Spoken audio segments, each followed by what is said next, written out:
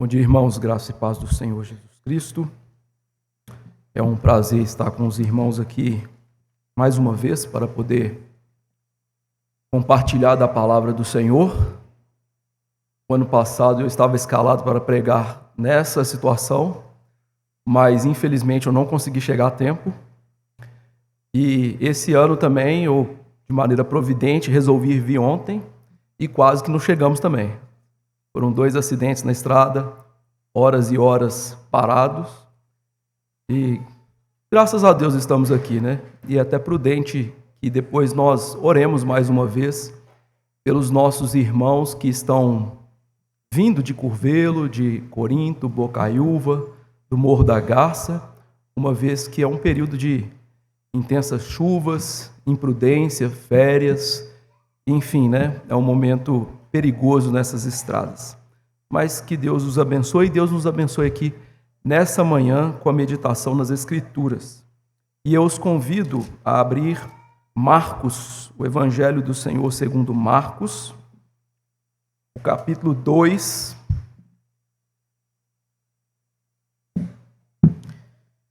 E eu farei a leitura do verso 1 ao verso 12. Peço aos irmãos que acompanhem com bastante atenção.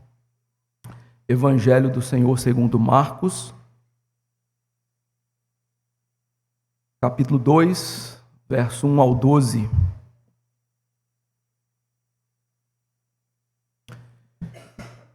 Diz assim a palavra: Dias depois entrou Jesus de novo em Cafarnaum, e logo correu que ele estava em casa.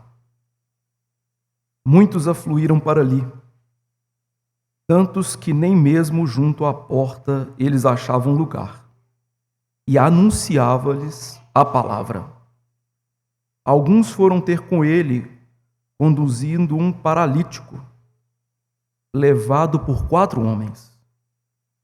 E não podendo aproximar-se dele, por causa da multidão, descobriram um eirado no ponto correspondente ao em que ele estava, e, fazendo uma abertura, baixaram um leito em que jazia o doente.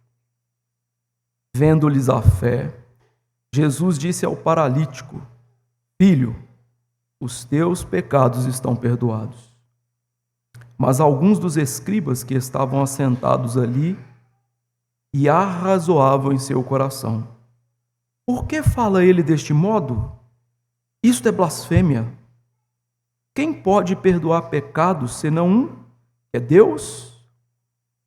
E Jesus, percebendo logo por seu espírito que eles assim arrazoavam, disse-lhes: Por que arrazoais sobre essas coisas em vosso coração? Qual é mais fácil?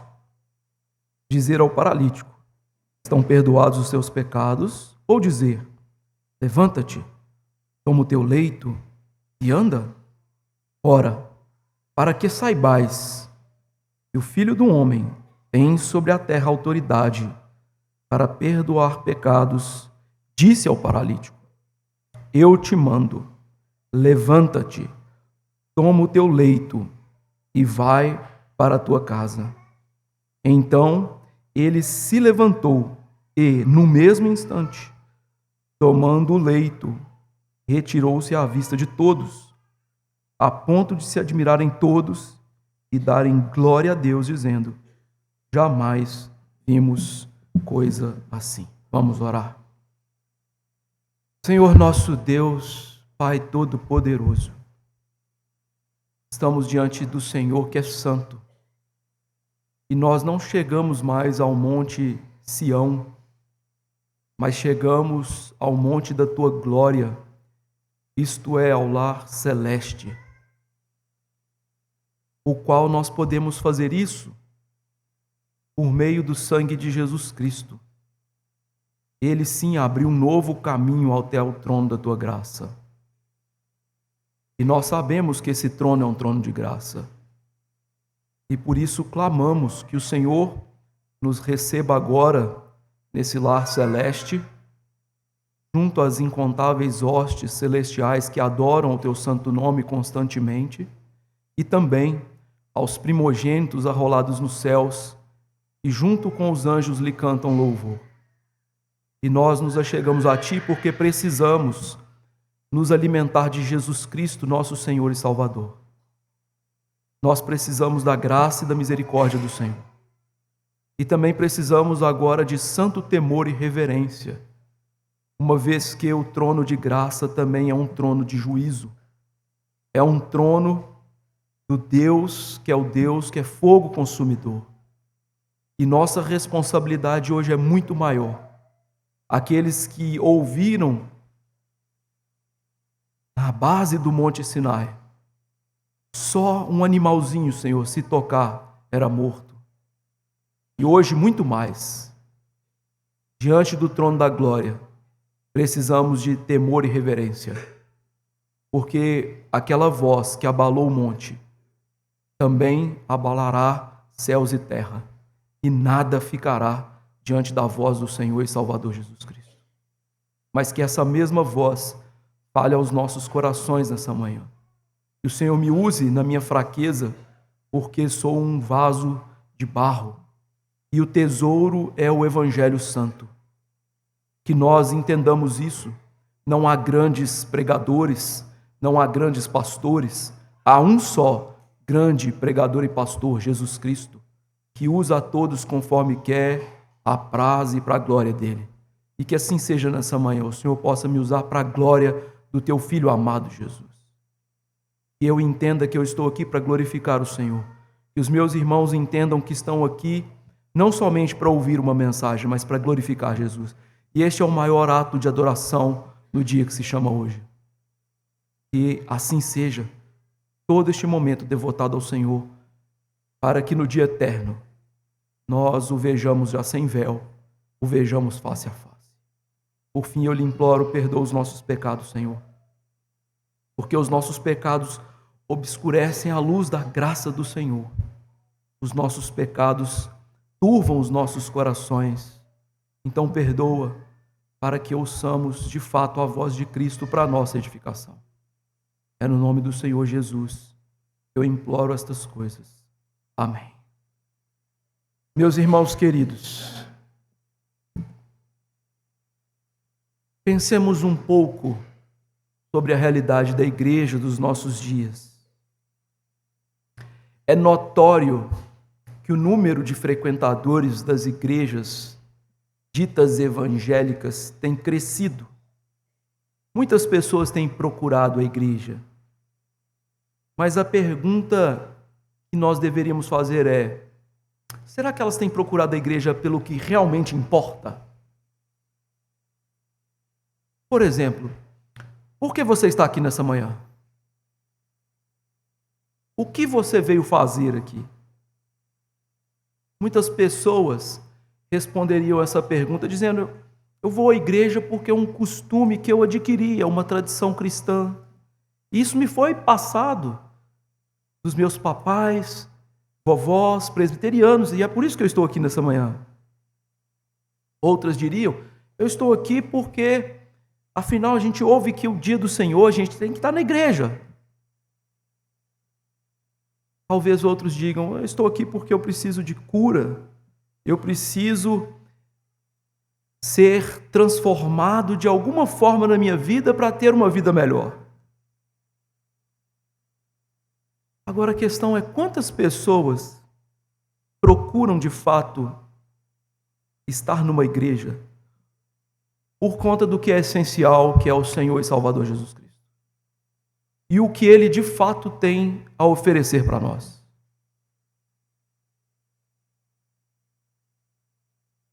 Jesus hoje se tornou como um gênio da lâmpada, e parece que nós temos que, pelas nossas orações e práticas cristãs, esfregá-lo para ele resolver os problemas da vida, não no que tange a eternidade e a nossa alma imortal, mas aquilo que está contido no aqui e agora, ou seja, as minhas necessidades físicas, financeiras ou familiares, qualquer que seja.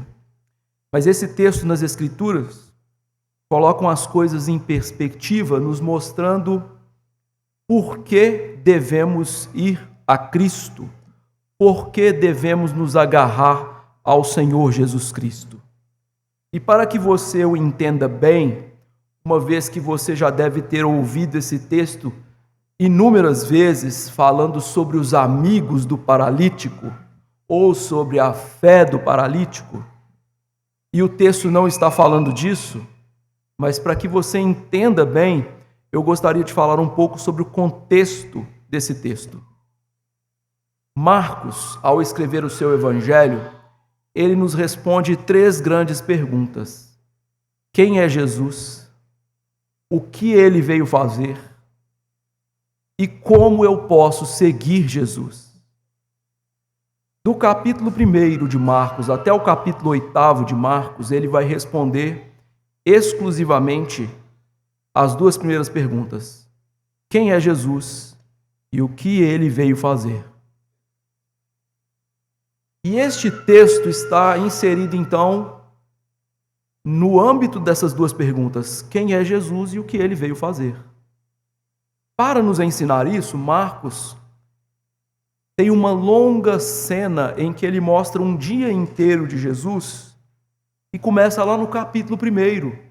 No capítulo 1, depois que o Senhor Jesus começa a pregar na Galileia, depois que João Batista foi preso, está no verso 14 e 15, Marcos nos mostra um grande período de ensino de Jesus, focando sobre a autoridade de Jesus. Jesus tinha autoridade para ensinar, Jesus tinha autoridade sobre os demônios, Jesus tinha autoridade para curar, porque através da autoridade ele estava mostrando para nós quem era Jesus. Alguém diferente, alguém especial, alguém que era muito maior do que os profetas do Antigo Testamento, os pregadores daqueles dias e o próprio João Batista. E agora então, quando nós chegamos no capítulo 2, nós temos agora essa autoridade mostrada no âmbito máximo, juntamente com aquilo que Jesus vai fazer: perdoar pecados desse homem. Então veja, nós temos a autoridade de Jesus sendo mostrada, juntamente agora com uma ação de Jesus de perdoar pecados. Então essas 2 coisas são o assunto principal do texto.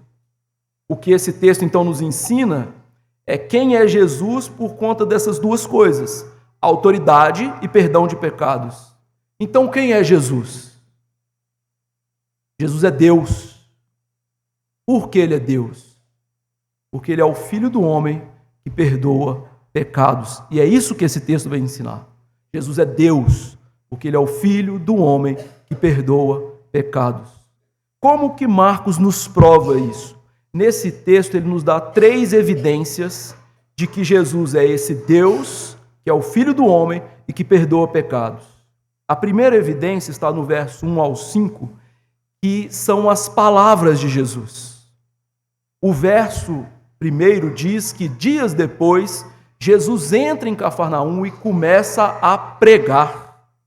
É interessante esse primeiro verso porque ele faz uma transição com aquilo que havia sido dito antes. Jesus havia curado um homem de sua lepra, e aquele homem que não obedeceu Jesus, ele proclama que Jesus estava fazendo esses grandes sinais, e por conta disso Jesus tinha dificuldade de entrar em certos lugares para pregar a palavra. Mas o interessante é notar que, por que isso é importante, já que não está aqui no verso 1? Porque, como eu disse, Jesus vai perdoar pecados e ele vai falar sobre isso. E no Antigo Testamento, a lepra, segundo a lei do Senhor, era uma doença intimamente ligada ao pecado. A pessoa leprosa era vista como pecadora. Portanto, Jesus tinha perdoado aquele homem, curado aquele homem, e agora ele vai perdoar pecados. Então, essas 2 coisas estão unidas para nos mostrar nesse contexto que o que Jesus vai falar agora é muito importante, apesar da dificuldade dele encontrar em falar estas coisas por conta deste tagarela que não obedeceu ao Senhor Jesus. Mas mesmo assim, ele está em Cafarnaum, que era a sua casa. Jesus colocou a sua base do ministério na Galiléia, em Cafarnaum, numa casa alugada, sustentado por algumas mulheres ricas que o ajudavam financeiramente, e ele está ali, mais uma vez em casa, e o que ele vai fazer? Uma multidão corre e ele começa a pregar. Isso é importante porque lá no capítulo 1, verso 38 e 39, as pessoas começaram a procurar Jesus para serem curadas, e Jesus disse claramente: eu vim aqui não para ficar curando pessoas, eu vim aqui para pregar o evangelho. Então Jesus está ali quebrando um paradigma daquelas pessoas que pensavam assim: olha, Jesus é um brilhante fazedor de sinais, um curador de pessoas, então vamos atrás dele para isso. E aí Jesus mostra: não, eu vim pregar. Por isso, quando ele se assenta ali agora na sua casa e uma multidão chega, a primeira coisa que ele quer fazer é pregar a palavra.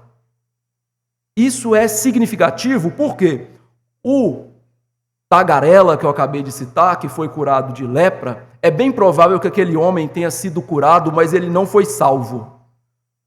Como nós podemos inferir disso? Porque a primeira coisa que Jesus disse para ele é: não fale para ninguém. E a primeira coisa que ele fez depois de ser curado por Jesus foi desobedecer. Isso é uma atitude típica de quem acabou de ser salvo. Você se lembra de Paulo quando foi alcançado por Jesus? A primeira coisa que ele foi fazer foi começar a orar e obedecer a Jesus. Então, Jesus sabe que aquelas curas, muitas pessoas não eram salvas. Muitas daquelas pessoas eram apenas curadas, porque aqueles sinais apontavam para a sua natureza divina e também para o Espírito Santo que usava poderosamente. Dessa feita, Jesus se preocupava muito mais do que curar pessoas em ensinar, pregar, porque a pregação leva pessoas a arrepender, a crer, a serem salvas. E esse é o carro-chefe do ministério de Jesus, dos apóstolos e da igreja. Então Jesus está aqui pregando. Por isso Marcos diz: anunciava a palavra. E as pessoas se maravilhavam com aquilo. E nós devemos perguntar ao texto e para nós: o que faz Jesus um poderoso pregador? Hoje nós estamos na era, da internet, em que as pessoas endeusam pessoas. Você viu fulano de tal, grande pregador? Você viu fulano, orador majestoso? Queridos irmãos, aprenda. Se você tiver uma coisa para aprender comigo nessa manhã, eu espero que tenha mais, mas aprenda isso. Não existem grandes pregadores. Existem grandes pecadores. O grande pregador mesmo das Escrituras é Jesus. Porque os apóstolos pregaram sendo usados por Jesus. Os profetas falaram sendo usados por Jesus. Os homens que pregam fielmente a palavra, pregam sendo usados por Jesus. Por isso que Paulo diz: o tesouro é o evangelho e o vaso é barro. Não vale nada. Quem sou eu? Quem é Apolo? Nada. Quem dá o crescimento é Deus. Então, por que Jesus é um pregador especial, diferente dos outros? Por conta de quem ele é. É Deus em carne que está falando para aquelas pessoas. E por conta da sua autoridade intrínseca. Jesus tem uma autoridade intrínseca. Ele não é como os escribas, como os fariseus, como os pastores. Ele tem uma autoridade que vem da sua natureza divina. Ele fala de uma maneira autoritativa, inerrante, verdadeira. Talvez eu cometa alguns erros durante esse sermão. Jesus nunca faria isso, porque ele é Deus. E é isso que encantava aquelas multidões. Ele pregava com uma autoridade própria. Ele falava de coisas que eram concernentes à alma, à salvação, para aquelas pessoas que estavam ali na treva do pecado, estavam ocultas nos seus pecados. E é por isso que as pessoas gostavam de ouvir Jesus, se maravilhavam em ouvir o Senhor Jesus Cristo. Então ele anunciava a palavra com autoridade, ele falava de salvação. E Jesus fazia algo interessante, que era o quê? Ele pregava o Antigo Testamento, se cumprindo nele. Você deve se lembrar, por exemplo, quando Jesus esteve em Nazaré, numa certa ocasião, na sinagoga, no dia de sábado, segundo o seu costume, diz Lucas 4, que ele pega o trecho de Isaías, não o que nós lemos na nossa liturgia, mas muito parecido, Isaías 61, e diz: esse é o ano aceitável do Senhor. Está acontecendo agora. Eu estou aqui para salvar vocês. Por isso que Jesus encantava com essa pregação em que ele apontava o Antigo Testamento se cumprindo ali. Isso também era divisivo. Em Nazaré eles queriam matá-lo, porque ele disse que ele era Deus e que ele estava ali libertando aquelas pessoas. Então veja que a pregação, além dessa questão de encantar as pessoas, ela era também divisiva, porque mostrava ali tanto a salvação quanto o juízo, aqueles que negavam o Cristo, negavam sua autoridade, negavam a sua salvação. Jesus está então fazendo isso. E aí veja que cena pitoresca. Enquanto Jesus está cercado de uma multidão na sua casa, pregando sobre estas coisas, falando sobre o reino, falando sobre a salvação, falando dele mesmo como cumprimento profético, o que está acontecendo em paralelo? Pessoas estão chegando ali levando um paralítico para ser curado. Diz o texto que eles vão até o telhado. É importante você saber que naquela época as casas não eram como as nossas. Muitas vezes as casas dos hebreus tinham um único cômodo. Então havia sempre um terraço para que as pessoas pudessem ir para lá orar.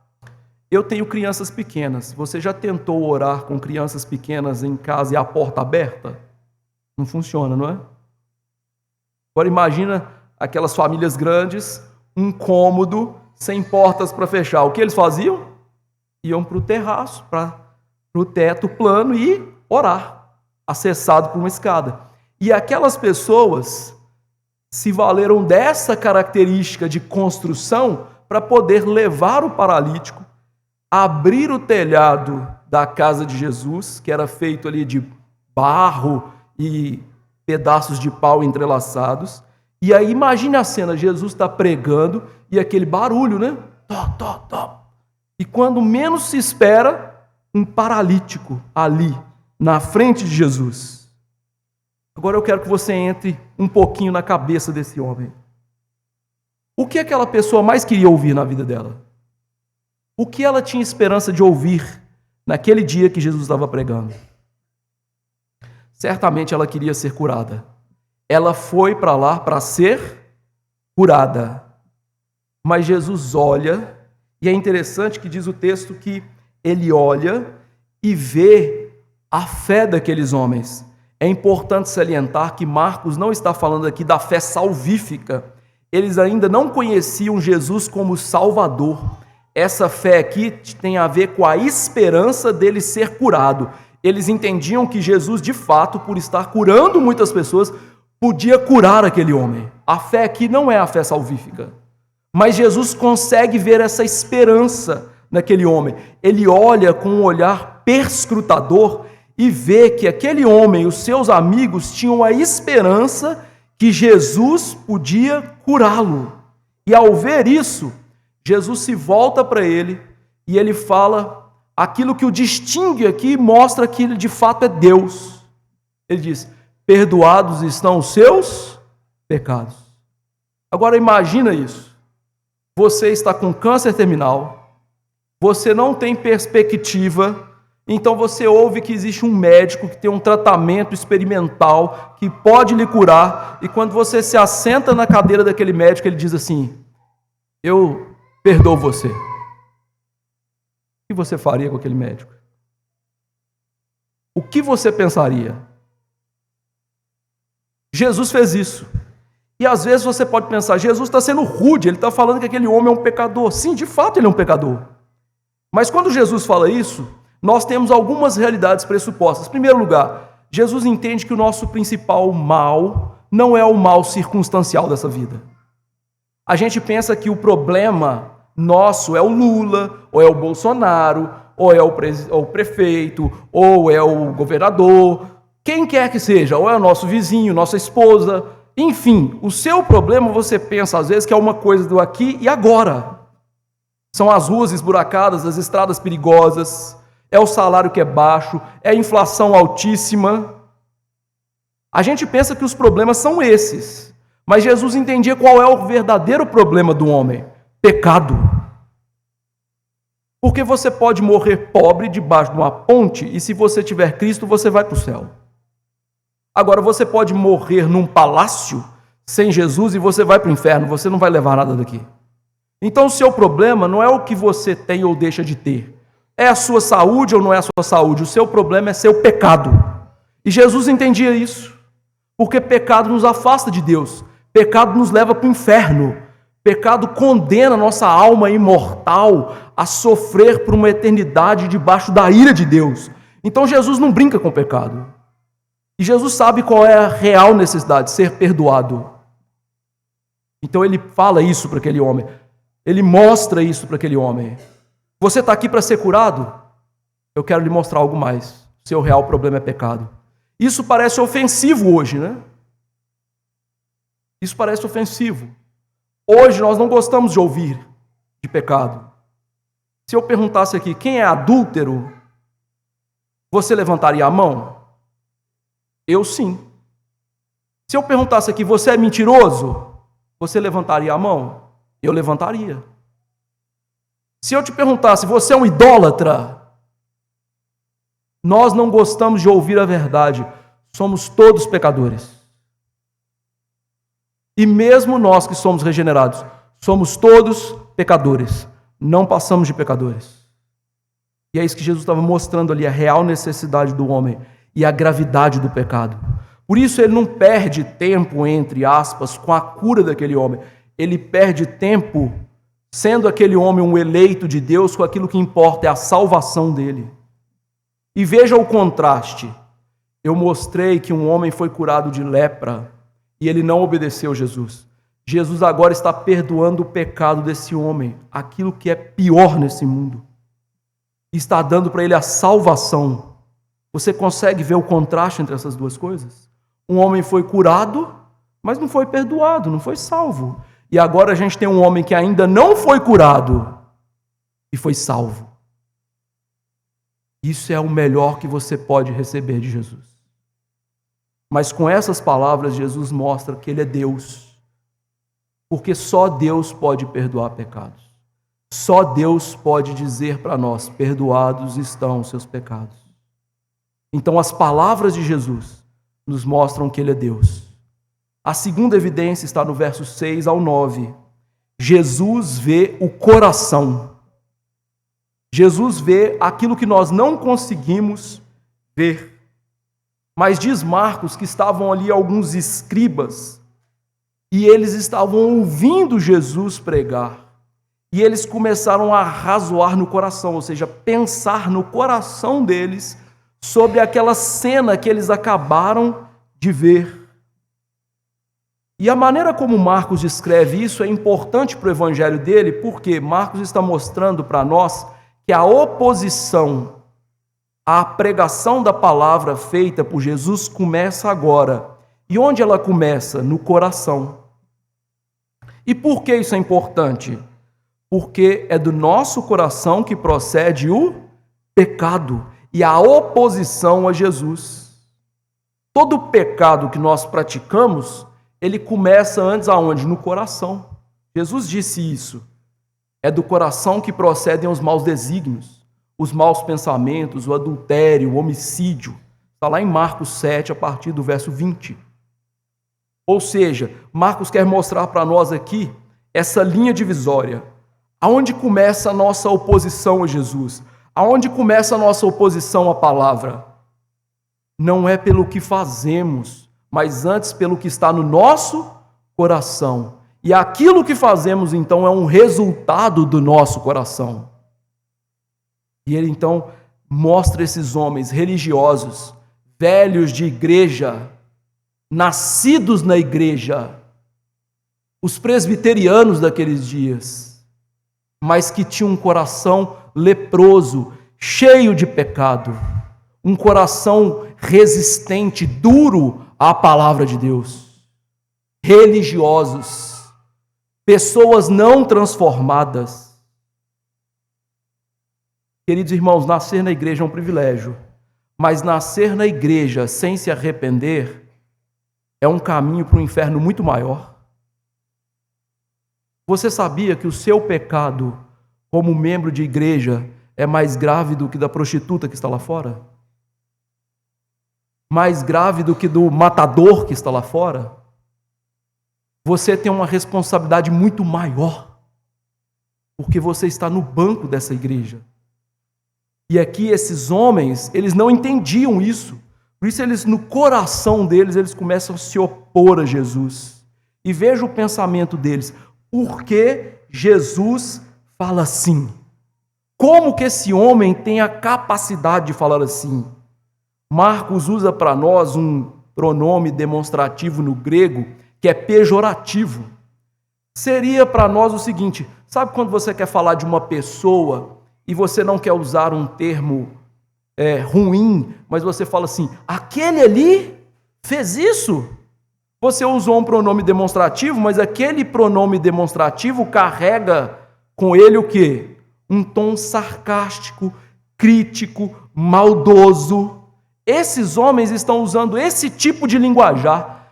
Ele falando desse jeito é um simples mestre da Galileia, vestido de maneira simples, falando sobre perdão de pecados. Ele fala assim.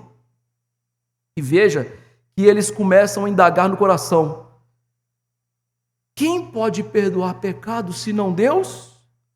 De fato, eles têm razão. Só Deus pode perdoar pecados. Existem inúmeros textos no Antigo Testamento que vieram à mente daqueles homens e que realmente só Deus pode perdoar pecados. Por exemplo, Isaías 43, 25, eu mesmo, sou eu que apago as tuas transgressões, por amor de mim e dos teus pecados não me lembro. Salmo 49, versos 7 e 8, ao irmão verdadeiramente ninguém pode remir, nem pagar por ele a Deus o seu resgate, pois a redenção da alma deles é caríssima, e cessará a tentativa para sempre. Eles têm razão, só Deus pode perdoar pecados. Mas qual é o problema disso? É a cegueira espiritual deles. Eles estão diante de Deus, que se fez carne, daquele que tem autoridade sobre todas as coisas, e quando ele fala sobre perdão de pecados, o que eles conseguem ver? Um simples homem pregador da Galileia. A lógica deles está levando a um pensamento contrário àquilo que eles deveriam entender que está acontecendo na cena. Deus está aqui, Deus está perdoando pecados. Chegou de fato o Messias que traria consigo o perdão.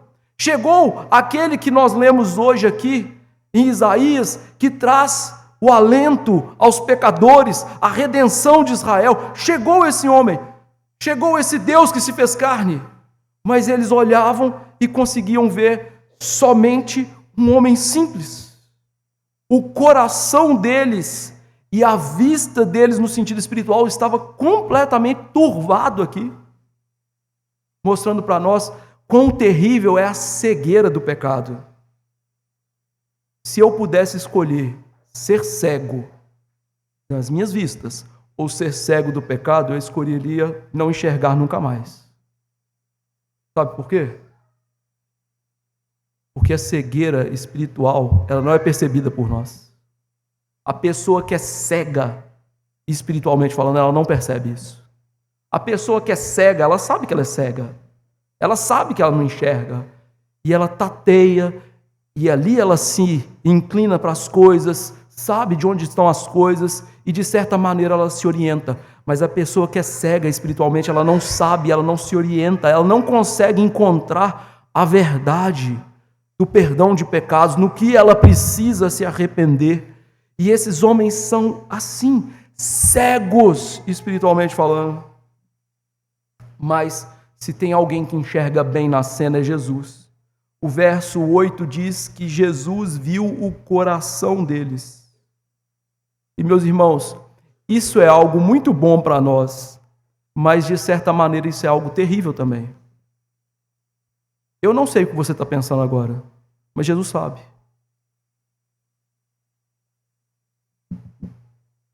Você pode estar do lado de uma pessoa com ódio no coração, querendo matar aquela pessoa, e ela não sabe. Mas Jesus sabe. Nós nunca conseguimos esconder o nosso coração de Jesus, os nossos pensamentos de Jesus. Por um lado, isso é bom, porque Jesus sabe o que nós precisamos, do socorro que nós tanto precisamos dele para nos dar e só ele pode dar. Mas por outro lado, isso também é algo terrível, porque Jesus conhece toda a nossa mazela e que as pessoas não conhecem, às vezes nem nós conhecemos em profundidade as nossas mazelas. Jesus vê o coração, queridos irmãos, e só ele pode ver. Satanás não pode ver, você não pode ver o coração das pessoas, ninguém pode ver o coração, mas Jesus vê o coração porque ele é Deus. E veja, Jesus pergunta: por que vocês estão pensando isso no coração? Marcos não registra o que eles fizeram. Mas imagine que você esteja agora pensando na lasanha que você vai comer daqui a pouco, e eu chego assim: meu irmão, por que você está pensando na lasanha e não está ouvindo a palavra direito? Seria estarrecedor, não seria? Você teria que chegar a uma conclusão óbvia, né? Esse homem é Deus, né? Não, meus irmãos, eu sou a título de ilustração, viu? Mas Jesus é. E por isso que ele viu o coração daquelas pessoas.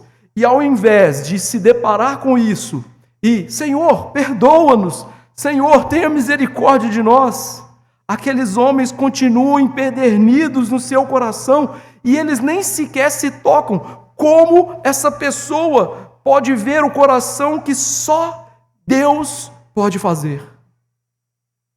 E Jesus, para socorrê-los ainda na dureza, começa a fazer perguntas. E veja, esse é um dos métodos favoritos de Deus na Bíblia para mostrar o nosso coração. Você pode se lembrar rapidamente de Jonas, né? Quantas perguntas Deus fez para Jonas no livro de Jonas? Usando os marinheiros e até diretamente. Tanto que o livro termina com uma pergunta. Deus fez inúmeras perguntas. Deus faz perguntas porque elas nos fazem parar, pensar, refletir. E ele então começa a fazer perguntas. O que é mais fácil? E veja, Jesus, ao fazer essas perguntas, ele vai no âmbito ali, no centro, no ponto nevrálgico da lógica deles. Porque eles estavam pensando o seguinte: bom, esse homem dizer que ele perdoa pecados, isso é fácil. Quem que vai entrar nos anais celestiais e ver se de fato ele perdoa pecados? Então é fácil dizer isso, não tem como comprovar isso empiricamente. Por isso ele faz essa pergunta: o que é mais fácil? E essa pergunta é chave para o que vem depois, para eles entenderem o que era de fato mais fácil de dizer ali. Então Jesus ataca a lógica pecaminosa deles. E ao fazer isso, ele está colocando em xeque aquele pensamento pecaminoso, aquele pensamento deles de que, olha, esse homem é um embusteiro, esse homem aí está falando de coisas que ele não pode fazer. Mas quando Jesus faz essas coisas, ele prova mais uma vez para nós que ele é Deus. Porque só Deus vê o coração. E em terceiro lugar, do verso 10 a 12, o feito do Filho do Homem, ou seja, aquilo que Jesus fez. Jesus, nós vimos que ele é Deus por causa das suas palavras. Jesus é Deus por aquilo que ele vê o coração. E agora nós vamos ver que Jesus é Deus por aquilo que ele faz. Jesus, ao colocar aquelas perguntas, ele joga tudo em perspectiva para que aqueles homens, ao verem o que ele vai fazer, possam entender de fato o que está acontecendo. Por isso, no verso 10 ele diz: ora, para que saibais. Ou seja, o que eu vou fazer aqui agora vai provar para vocês o que eu disse e vai mostrar para vocês que aquela lógica que vocês estão com ela no coração, aquilo que vocês estão pensando é errado. Então, para que vocês saibam que eu posso perdoar pecados, eu vou fazer algo que vai confirmar isso. E é interessante que Jesus então usa um título importante. E no Evangelho de Marcos, somente Jesus se chama assim, o Filho do Homem. E por que esse título é importante? Esse título se refere a Daniel 7, 13 e 14, e o reverendo Gustavo já explicou bastante aqui para os irmãos, mas que mostra uma figura divina diante de Deus o Pai, recebendo autoridade sobre todas as coisas. Então, o Filho do Homem se refere àquela figura de alguém que tem autoridade. E veja, nós não estamos aqui aprendendo que Marcos está usando a autoridade de Jesus para provar para nós que ele é Deus. Então, Jesus usa um título que se refere a alguém que tem autoridade e um título de alguém que era notadamente o Messias, o Salvador, aquele que viria. Então, ele está apontando para a sua messianidade e para a sua natureza messiânica, que tem autoridade sobre todas as coisas. E é importante a gente notar que Jesus usa esse título, e ele não usa o título que era comum para o Messias, o ungido, o Messias. E por que Jesus não faz isso? Pelo tipo de conceito que eles tinham de Messias. Um rei político, alguém que queria derrotar Roma, trazer o reinado político Israel. Esse era o conceito. Então ele usa um termo diferente que eles, escribas, saberiam que se referia ao Messias, mas num outro âmbito, no âmbito daquele que tem autoridade sobre todas as coisas, num reino espiritual. Então ele usa o Filho do Homem, para que vocês saibam que o Filho do Homem tem autoridade de fato, que eu sou esse Filho do Homem. Eu vou fazer algo para provar para vocês. Ele diz então no verso 11, eu mando o paralítico, levanta e anda. E agora imagine a tensão no ar. Dizer perdoa pecados, não temos como provar isso. Mas agora, ele vai mandar o paralítico levantar e andar. Imagine a tensão. Se Jesus falha, ele é um charlatão. Se ele não faz isso, nós sabemos que ele está mentindo, que ele é um simples homem e que as coisas são fortuitas na sua vida e aqueles sinais são embustes, como os de Janes e Jambres. Então, há uma tensão no ar, e aquela tensão é quebrada quando imediatamente aquele homem se levanta, mostrando então a autoridade de Jesus. Jesus aqui faz algo, meus irmãos, que funciona como um sacramento. Hoje, de maneira providente, nós falamos aqui na nossa pergunta 96 sobre o sacramento da ceia, mas os sacramentos eles têm por definição simplória, que é um sinal visível de uma graça invisível. Isso é um sacramento. O que Jesus faz aqui não é um sacramento no sentido literal da palavra, mas funciona como um sacramento. Ou seja, eu vou provar que eu ministrei uma graça invisível de perdão e salvação para esse homem através de algo visível, algo que vocês podem ver, que toca os sentidos de vocês. Então, levanta e anda. E quando ele levantou e andou, aquilo funcionou como um sacramento, ou seja, de fato eu perdoei o pecado desse homem. Porque ele levantou e andou. Ou seja, é o feito menor para provar o feito maior. E assim ele prova para todos ali que de fato ele é Deus, que de fato ele pode perdoar pecados, que de fato o que era importante ali não era a cura daquele homem, a cura era secundária. E que então o mais importante era o que Jesus veio fazer: perdoar pecados, salvar-nos da nossa real mazela, que é aquilo que nos distancia de Deus, que nos leva ao inferno. Perdoados estão seus pecados. Eu provo, levanta e anda. E veja que é interessante, porque quando isso acontece, as pessoas que estão ali começam a glorificar a Deus. Pare para pensar um pouquinho. Na introdução desse sermão, eu falei sobre o que as pessoas têm buscado hoje nas igrejas. A realidade evangélica é que as pessoas têm buscado coisas materiais, não é mesmo? Aquelas igrejas onde embusteiros falsamente curam pessoas, a glória ali vai toda para quem? Para aqueles homens. Mas quando Jesus perdoa pecados e ele cura aquele homem de fato para mostrar que ele perdoou pecados, a glória vai toda para quem? Para Deus. Viu a diferença de Jesus para esses tais homens? Viu a diferença de Jesus para esses tais pregadores grandiosos? Quando Jesus ele ministra, quando Jesus ele faz as coisas que ele veio fazer, a glória vai toda para Deus. Afinal, não é assim que a Bíblia nos ensina a viver? Comendo, bebendo, a glória deve ser toda de Deus. Então, eles começaram a dizer: jamais vimos coisa assim. Mas para eu fechar esse sermão antes da aplicação, faltou uma coisa. O que é mais fácil dizer? Levantar e andar? Ou perdoados estão seus pecados? Perdoados estão seus pecados. É o mais difícil a se dizer. Sabe por quê? Para perdoar o seu pecado, para perdoar o pecado daquele homem, para perdoar o meu pecado, o que Jesus teve que fazer? Ir para a cruz do Calvário. Para curar aquele homem era simples. Agora, para perdoar os nossos pecados, ele teve que sofrer a ira de Deus, minha e sua, naquela cruz maldita. Sofrer todo o inferno, que era meu e seu, intensivamente, naquelas horas de cruz. O que é mais fácil?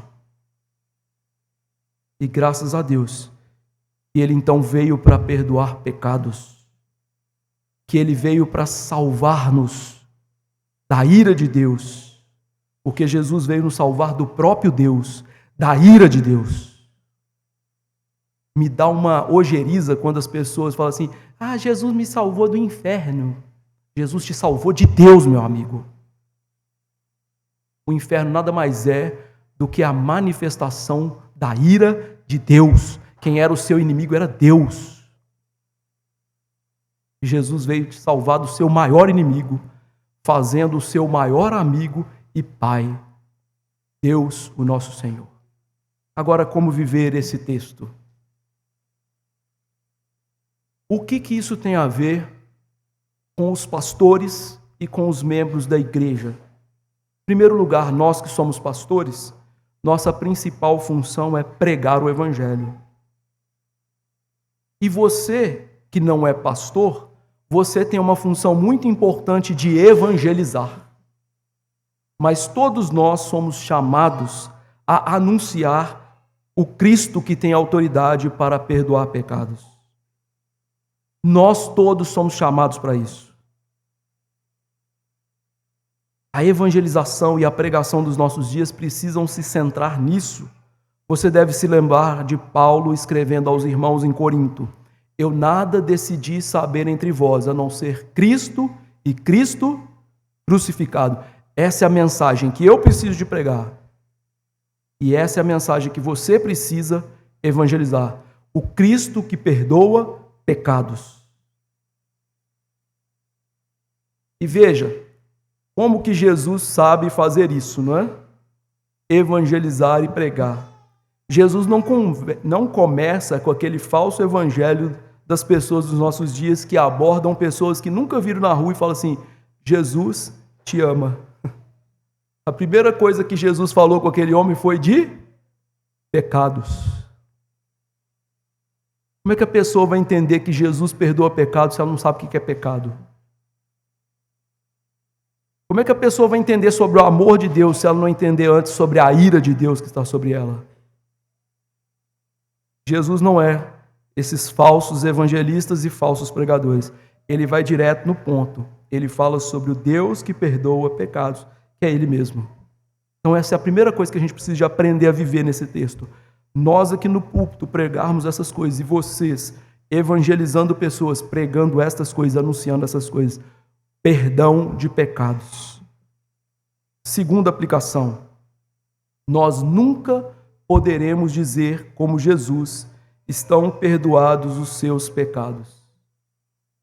Mas nós podemos, ao evangelizar e pregar, e ver fé salvífica nas pessoas, nos eleitos, saber que o Senhor Jesus, dos céus, continua fazendo a sua obra, salvando pessoas pela evangelização e pela pregação.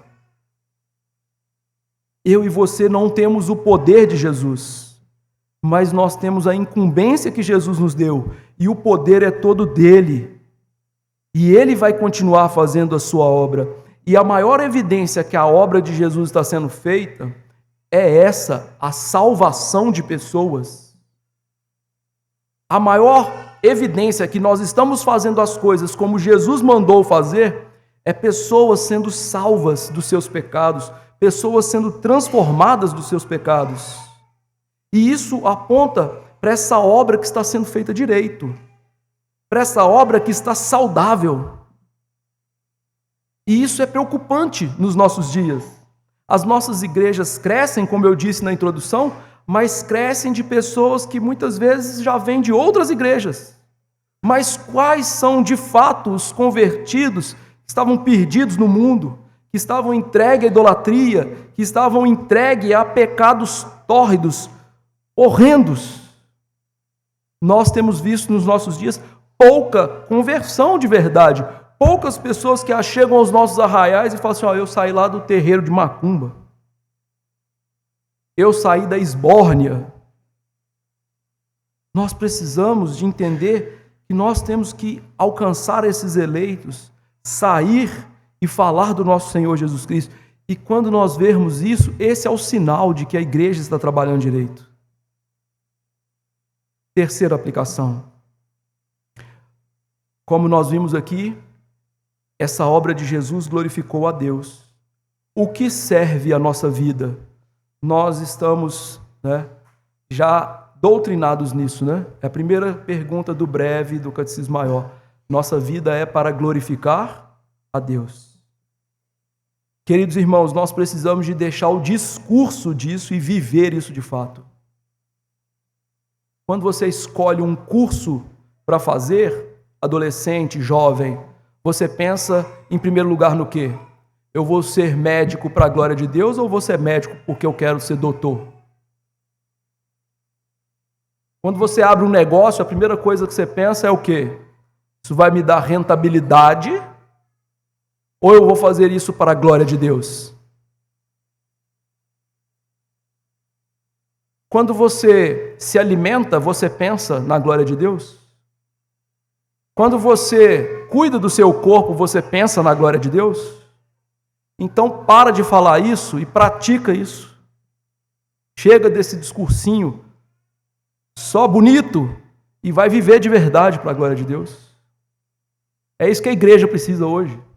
Gente que de fato para de falar sobre isso e vive isso. Eu vivo para a glória de Deus. Cadê? Você usa os seus recursos financeiros para a glória de Deus? Você usa o seu tempo para a glória de Deus? Você usa a sua família como agência missionária para a glória de Deus? Não, então você não está vivendo para a glória de Deus. Para com isso.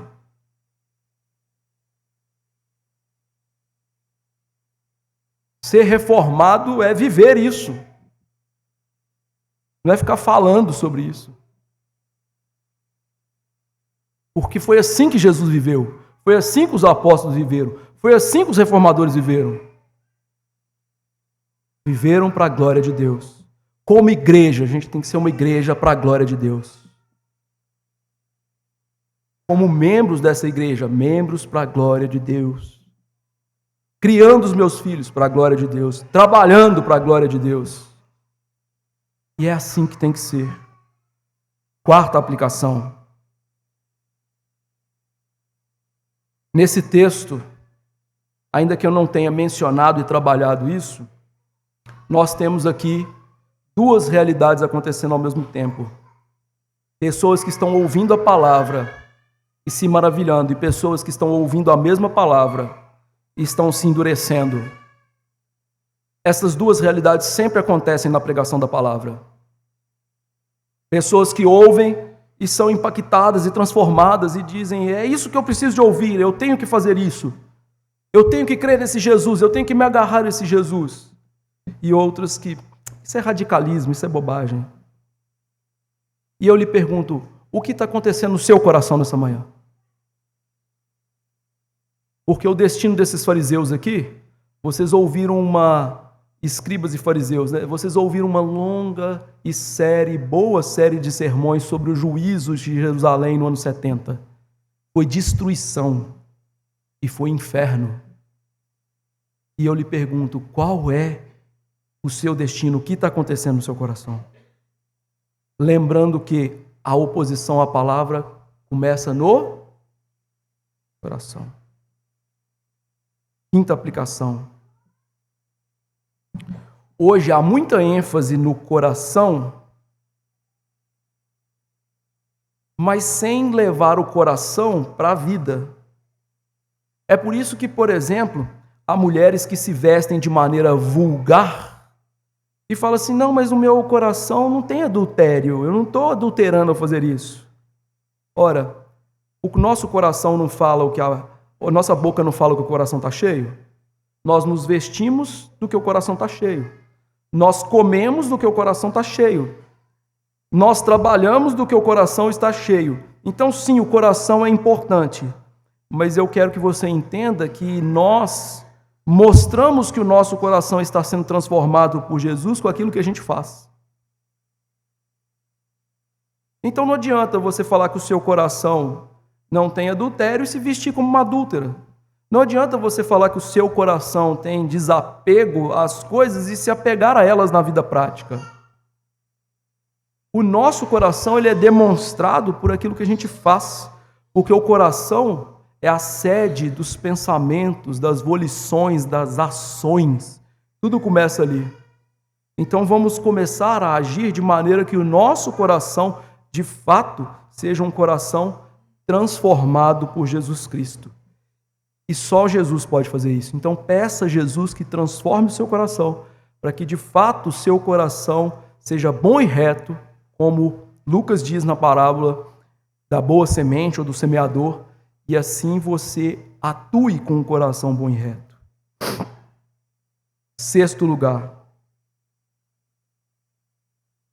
tome cuidado ao ouvir a palavra de Deus. Ouvir a palavra de Deus é muito bom. Ouvir a palavra de Deus é maravilhoso nesse ambiente. Parece que a gente está no céu de fato. E espiritualmente nós estamos. Mas ouvir a palavra de Deus, se não for com diligência, com um coração voltado para essa palavra, com uma lógica de que, olha, a palavra de Deus de fato é a verdade e ela tem que governar a minha vida, isso pode lhe levar à ruína. Então, sempre que você sentar para ouvir a palavra, sempre que você estiver vindo para o culto, peça a Deus, Senhor, abre o meu coração para a palavra, para que eu não seja como esses escribas. Ajude-me a sentar ali com diligência, com santo temor, com desejo, para que a palavra de Deus caia no meu coração e produza frutos. Sétima aplicação. É bom nós salientarmos aqui, nesse contexto, a pregação, a fé e o perdão de pecados andam juntos. É importante que você, meu irmão, entenda a importância do que está acontecendo aqui nessa manhã e entenda a importância da evangelização. Por quê? Paulo é muito claro em dizer, a fé vem pela pregação. Qual é a maneira de Deus gerar fé em nós? Pregação. A pregação é o centro das coisas e veja, Jesus estava pregando. Jesus gastou mais tempo pregando, porque ele sabe que a fé vem pela pregação. A fé não vem por outros meios, a fé vem pela pregação. Não brigue com a Bíblia. A fé vem pela pregação. Então o que nós precisamos fazer? Pregar.